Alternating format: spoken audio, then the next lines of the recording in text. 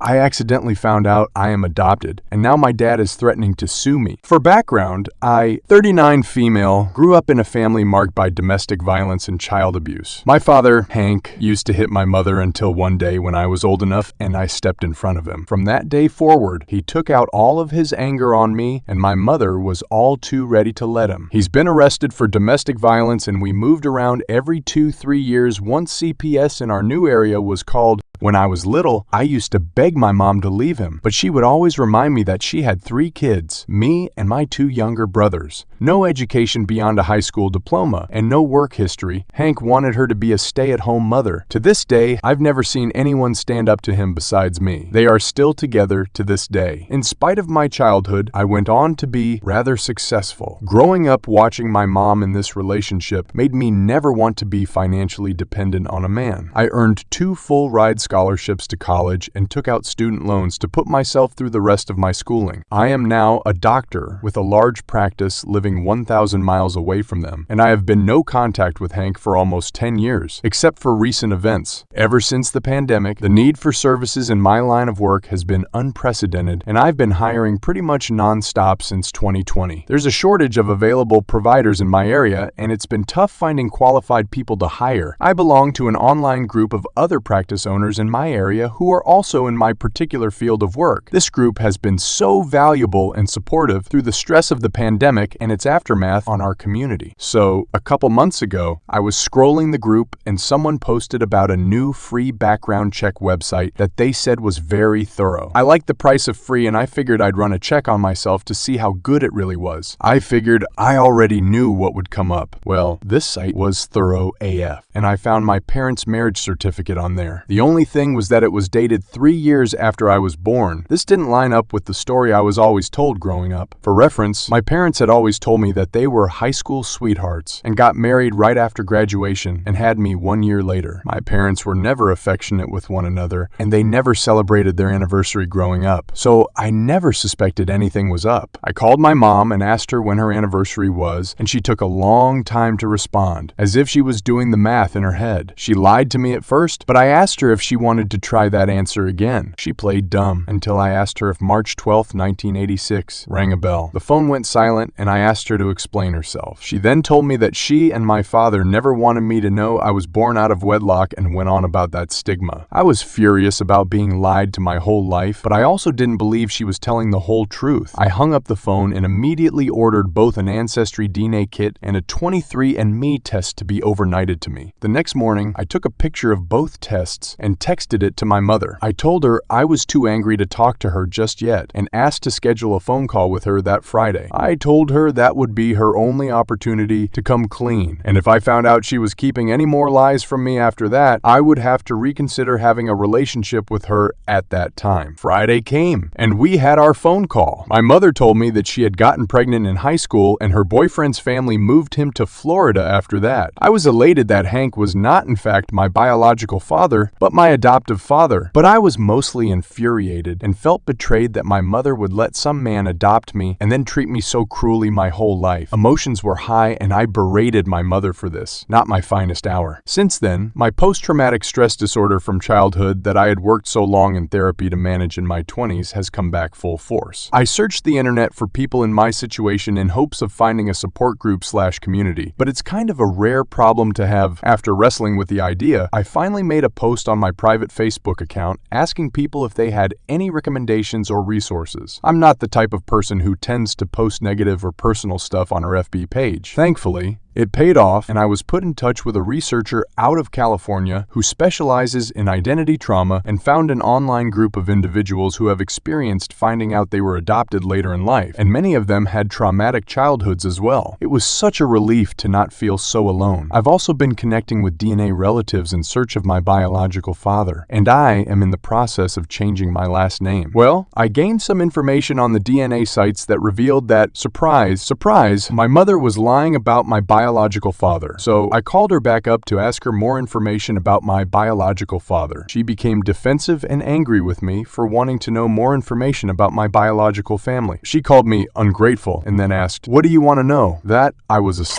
there. Do you feel better now? I lashed back out at her for letting Hank do all of that horrible stuff to me over the years and asked her how she could sell out her own child like that. She then told me that I was a difficult child who needed discipline because I couldn't be controlled. I told her she should have terminated her pregnancy with me and she ruined my life. Again, not my finest hour. I hung up with her and blocked. Last week, I received an 8-page cease and desist letter threatening to sue me for defamation for my Facebook posts if I don't take them down. To be honest, I'm still scared of him, but I'll be damned if I will let him get away with bullying me and preventing me from speaking my truth. I have had them blocked on Facebook for almost 10 years, but somehow they had screenshots of everything I've posted. I never posted anything that wasn't the God's honest truth. I'm upset and nervous, but I won't back down and I won't let him control me anymore. I'm in the process of retaining a lawyer, so I'm not looking for legal advice. I just needed to let rant.